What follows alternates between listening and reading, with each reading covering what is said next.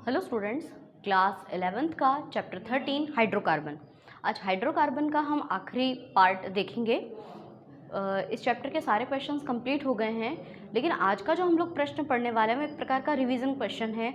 मतलब जितनी भी रिएक्शंस आज मैं आपको समझाऊंगी वो सारी अभिक्रियाएं हम लोगों ने इनडायरेक्टली कहीं ना कहीं पढ़ी हुई है, चाहे वो एल्केन हो, एल्कीन, एल्काइन या बेंजीन।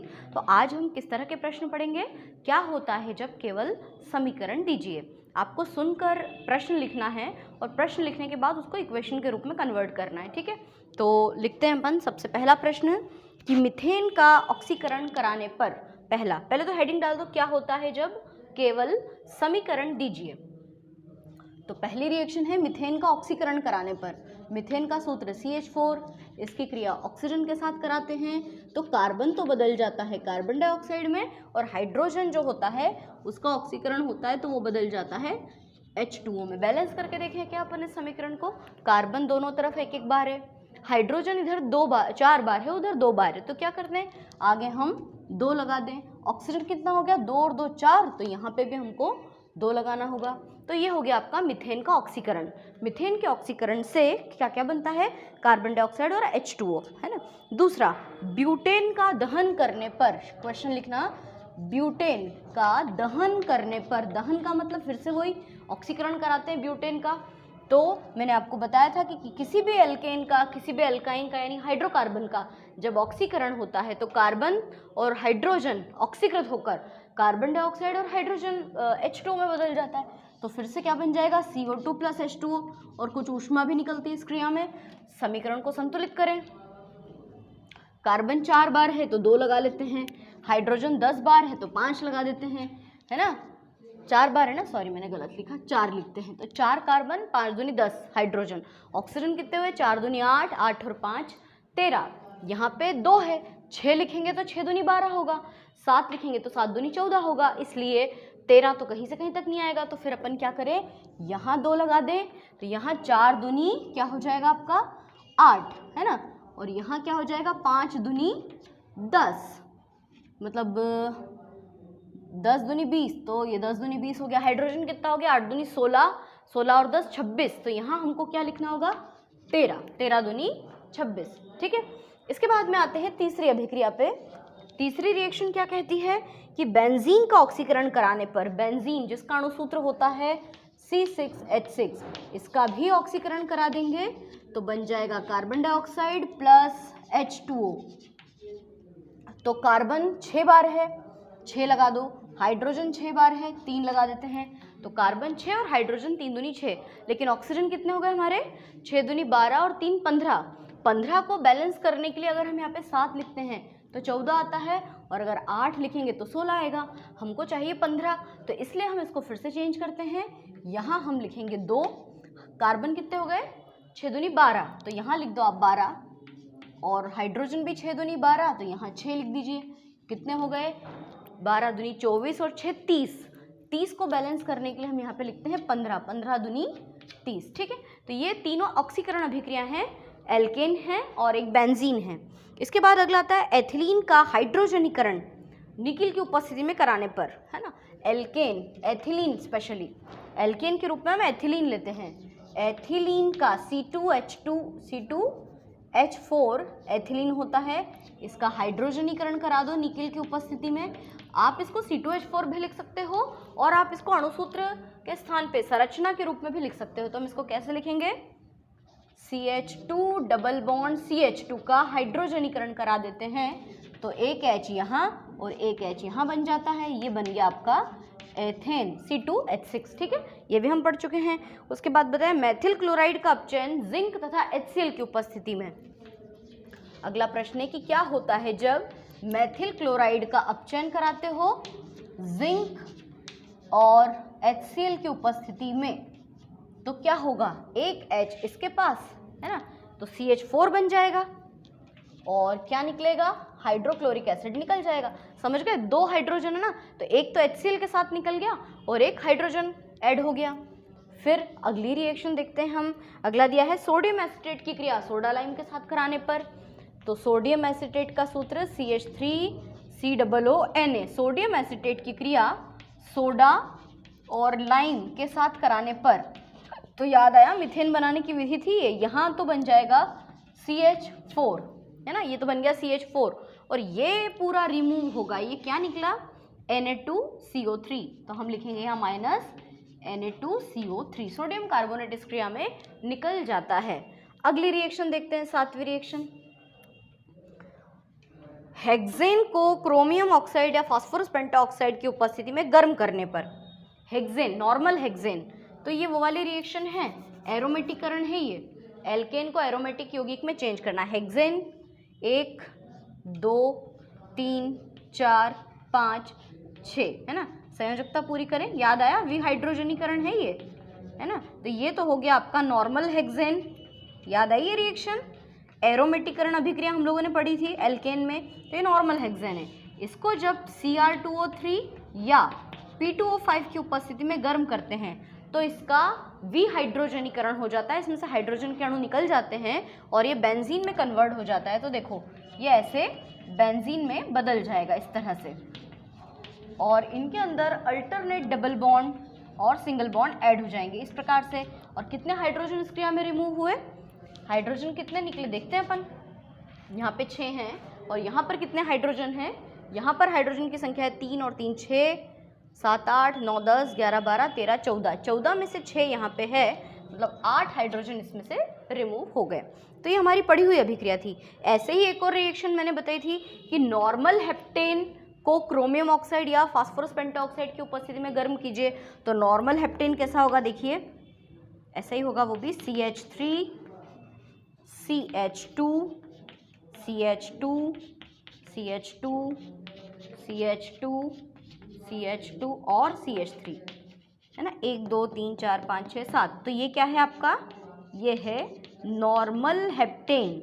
इसको भी आप क्रोमियम ऑक्साइड या वेनेडियम पेंटाऑक्साइड की प्रेजेंस में गर्म करोगे तो इससे बन जाएगा टालुइन। अब ये टालुइन कैसा होता है देखें, ये देखो, ये तो हम लोग बेंजीन बना ले पहले तो, है ना, ये बेंजीन बन गया आपका। अब ये जो CH3 है ना, ये तो ऐसा कैसे आ जाएगा, यहाँ का एक H हटाना पड़ेगा, ये बन गया आपका टालुइन। अब देखिए कितने हाइड्रोजन बच रहे हैं, देखो ये तो ऐसा कैसे यहाँ पे आ गया, है ना। अब कितने हाइड्रोजन निकाले हमने, यहाँ के तो तीनों ही हटा दिए, 3 4 5 6 7 8 हाइड्रोजन, मतलब कि 4H2 हमने फिर से रिमूव किया। तो नॉर्मल हेप्टेन से टालुइन और नॉर्मल हेक्सेन से बेंजीन बनता है और यह अभिक्रिया कहलाती है विहाइड्रोजनीकरण या एरोमेटिकरण, है ना। अब अगला देखते हैं, एथिलीन को ब्रोमीन जल के साथ कार्बन टेट्राक्लोराइड की प्रेजेंस में गर्म करने पर, क्या क्वेश्चन बोला मैंने, +4H2, है ना, आपको लिखने में कोई प्रॉब्लम नहीं आएगी। अगला 9th नंबर का क्वेश्चन है हमारा कि एथिलीन को ब्रोमीन जल के साथ कार्बन टेट्राक्लोराइड की प्रेजेंस में गर्म करने पर, एथिलीन का फॉर्मूला वही CH2 डबल बॉन्ड CH2, इसकी क्रिया ब्रोमीन के साथ में Br2 के साथ में, और क्या कार्बन टेट्राक्लोराइड की प्रेजेंस में रिएक्शन कराते हैं तो इसको बोलते हैं हेलोजनीकरण। हेलोजनीकरण में हेलोजन का एडिशन हो जाता है, तो ये बन जाएगा आपका CH2 के नीचे Br और CH2Br। ये क्या बन गया हमारा 1,2-डाई ब्रोमो एथेन, है ना, 1,2-डाई ब्रोमो एथेन। अब अगली क्रिया, एथिलीन को ठंडे जल के साथ तनु बेयर अभिकर्मक यानी पोटेशियम परमैंगनेट की उपस्थिति में गर्म करने पर, ये हमने पिछले वीडियो में ही रिएक्शन पढ़ी है। एथिलीन का ऑक्सीकरण करा दो, है ना, और बेयर अभिकर्मक पता है क्या होता है, पोटेशियम परमैंगनेट का जलीय विलयन KMnO4 और साथ में H2O भी लेना है आपको। तो क्या हो जाएगा इस क्रिया में, ये CH2 single bond CH2, O तथा H यहाँ और एक OH यहाँ पर, मतलब ये क्या बन गया आपका एथिलीन ग्लाइकॉल। इसको सिर्फ ग्लाइकॉल भी कह सकते हैं या फिर ये एथिलीन ग्लाइकॉल होता है ना। अब बात करते हैं अगली अभिक्रिया की, कैल्शियम कार्बाइड का जल अपघटन करने पर, कैल्शियम कार्बाइड का सूत्र CaC2, जल अपघटन मतलब कि पानी से क्रिया, है ना, 2 जल के अणुओं से क्रिया। तो कल भी मैंने ये रिएक्शन समझाई थी, इसमें ये बताया था कि H2O को हम ऐसे लिखेंगे। तो ये तो बन गया आपका C2H2 एसिटिलीन, है ना, प्लस क्या बच रहा है, कैल्शियम हाइड्रोक्साइड CaOH का होल ट्वाइस, और ये बन जाएगा आपका एसिटिलीन। एसिटिलीन बनाने की काफ़ी प्रसिद्ध विधि है ये, है ना। उसके बाद में नेक्स्ट आता है क्लोरोफॉर्म की क्रिया रजत चूर्ण के साथ कराने पर। क्लोरोफॉर्म क्या चीज़ होती है, क्लोरोफॉर्म CHCl3, है ना। तो CHCl3 की क्रिया रजत चूर्ण से कराने पर CHCl3 का एक अणु, 6 सिल्वर के अणु और CHCl3 का एक और अणु, है ना, इनको गर्म करते हैं तो ये क्या निकल गया आपका 6 AgCl और बना क्या CH triple bond CH plus 6 AgCl, ये बन गया आपका एसिटिलीन। फिर से C2H2 भी बोलते हैं ना एसिटिलीन को, एसिटिलीन आपका कंप्लीट बन चुका है ना। अब आती है अगली अभिक्रिया। नेक्स्ट अभिक्रिया क्या है, एसिटिलीन का जल अपघटन 1% मर्क्यूरस सल्फेट और 42% सल्फ्यूरिक अम्ल की उपस्थिति में कराने पर। ये भी कल ही पढ़ाई थी मैंने आपको। Acetylene CH triple bond CH का जल अपघटन करा दो, किसकी उपस्थिति में, 1% HgSO4 और 42% सल्फ्यूरिक एसिड के साथ में। तो यहाँ पे योगात्मक अभिक्रिया हो जाएगी, क्या होगा कि एक H यहाँ और एक OH यहाँ आ जाएगा, मतलब ये क्या जुड़ गया आपका CH के साथ एक 2, फिर डबल बॉन्ड CH और इसके साथ OH आ गया, और फिर थोड़ी देर बाद क्या होगा, इसका पुनर्विन्यास होगा और ये H इसके पास आ जाएगा, तो ये बन जाएगा हमारा CH3CHO, मतलब इसको क्या कहते हैं अपन, एसिटल्डिहाइड या एथेनल, है ना, ये बन चुका है हमारा। उसके बाद में एक लास्ट अभिक्रिया बताई है कि बेंजीन की क्रिया नाइट्रिक अम्ल के साथ सल्फ्यूरिक अम्ल की उपस्थिति में कराने पर। बेंजीन, तो बेंजीन में या ये 3 स्थानों का H अलग से निकाल के रखो, ये है आपका बेंजीन, इसकी क्रिया नाइट्रिक अम्ल के साथ कराते हैं तो कितने नाइट्रिक अम्ल के अणु रहते हैं अपन, 3, एक ये दूसरा अणु, है ना, और ये तीसरा अणु, तो 3 नाइट्रिक अम्ल के अणु हो गए। HNO3 होता है नाइट्रिक एसिड, लेकिन HNO3 को हम ऐसे लिखते हैं, और उपस्थिति किसकी होती है यहाँ पे, सांद्र उपस्थिति होती है सांद्र सल्फ्यूरिक अम्ल की, तो 3 जल के अणु निकल जाएंगे, ये देखो एक H2O, ये दूसरा H2O और ये तीसरा H2O निकल जाएगा, है ना, 3 तो H2O निकल गए। अब बचा क्या, बेंजीन रिंग, 1 2 3, इन 3 स्थानों पे क्या जुड़ जाएगा, NO2 समूह, नाइट्रो समूह, तो ये क्या बन गया आपका ट्राई नाइट्रोबेंजीन TNB, है ना। तो ये जो प्रश्न है, ये प्रश्न बनाता कहलाता है क्या होता है जब केवल समीकरण दीजिए। अच्छा, इसके बाद में एक छोटा सा प्रश्न दिया है कि कार्सिनोजनी बहुनाभिकीय हाइड्रोकार्बन क्या होते हैं। तो कार्सिनोजनी बहुनाभिकीय हाइड्रोकार्बन का मतलब ये होता है कि बहुनाभिकीय हाइड्रोकार्बन शब्द का मीनिंग हम क्या कहेंगे कि ऐसे हाइड्रोकार्बन जिसमें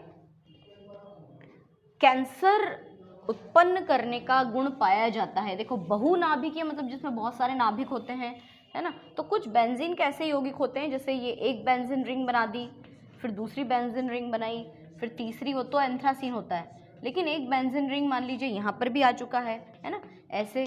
तो ये जो यौगिक होते हैं ये कार्सिनोजनी यौगिक कहलाते हैं। यहाँ पे बॉन्ड नहीं आएगा, ये यहाँ पे आएगा, है ना, और यहाँ पर है तो ये इस स्थान पे आएगा, ये ऐसे, ठीक है, यहाँ पर ना लिखते हुए इसको ऐसे लिखना पड़ेगा। तो ये जो आपको सूत्र दिखाई दे रहा है ये 1,2 बेंजो एंथ्रासीन है, 1,2 बेंजो एंथ्रासीन है। तो सिर्फ एक प्रश्न है छोटा सा, कोई इंपॉर्टेंट क्वेश्चन बिल्कुल नहीं है कि कार्सिनोजनी बहुनाभिकीय हाइड्रोकार्बन क्या हैं। तो कार्सिनोजनी मतलब कैंसर उत्पन्न करने वाले, बहुनाभिकीय हाइड्रोकार्बन यानी जिसमें एक से अधिक बेंजीन रिंग पाई जाती है, ऐसे यौगिकों को कार्सिनोजनी बहुनाभिकीय हाइड्रोकार्बन कहते हैं, क्योंकि इनके कारण कैंसर उत्पन्न होने की संभावना सर्वाधिक होती है। और ये यौगिक जो होते हैं ये हमारे शरीर में जाकर जैविक क्रियाओं को नुकसान पहुंचाते हैं। तो ये हमारे शरीर में जाएंगे कैसे, तो तंबाकू, कोयला, पेट्रोलियम, डीजल, पेट्रोल, कैरोसिन, इन सब का जब अपूर्ण दहन होता है तो अपूर्ण दहन के कारण इन पदार्थों में से जो गैस निकलती है जब वो हमारे श्वसन तंत्र में जाती है तब जाकर वो आपके शरीर के अंदर के फेफड़ों को, साथ ही आपकी मेटाबॉलिक एक्टिविटीज़ को प्रभावित करती है, जिसके कारण कैंसर उत्पन्न होता है। तो एक छोटा सा टॉपिक था ये। एक तो इसमें ये 1,2 बेंजो एंथ्रासीन का स्ट्रक्चर बताया और एक और संरचना है वो भी देख ही लो, है ना। 1 2 3 बेंजीन रिंग ऐसे और एक बेंजीन रिंग यहाँ पे बनाएंगे अपन ऐसे, है ना। अब इसको कैसे कंप्लीट करेंगे अपन, इस प्रकार से ऐसे, ठीक है। तो ये जो है ना इसका नाम है 1,2 बेंजोपायरीन, 1,2 बेंजोपायरीन। तो ये मैंने सिर्फ इसलिए बता दिया आपको क्योंकि ये एग्ज़ाम वैसे के हिसाब से इतना इंपॉर्टेंट क्वेश्चन नहीं है, पर चूंकि हमारी किताब में दिया है तो हमारे लगभग हाइड्रोकार्बन वाले चैप्टर के सारे टॉपिक कवर हो चुके हैं। कुछ बच्चों को अगर ये चैप्टर काफ़ी बड़ा लग रहा होगा तो मैं आपको इंपॉर्टेंट क्वेश्चन ज़रूर बता दूंगी, आप उनको ज़रूर याद कर लीजिए। पूरा चैप्टर अगर अभी याद नहीं होता है तो हम इसमें खास चीज़ें भी कंप्लीट कर सकते हैं। तो आज का आपका ये चैप्टर पूरा कंप्लीट हुआ। नेक्स्ट वीडियो में हम नेक्स्ट चैप्टर को पढ़ेंगे।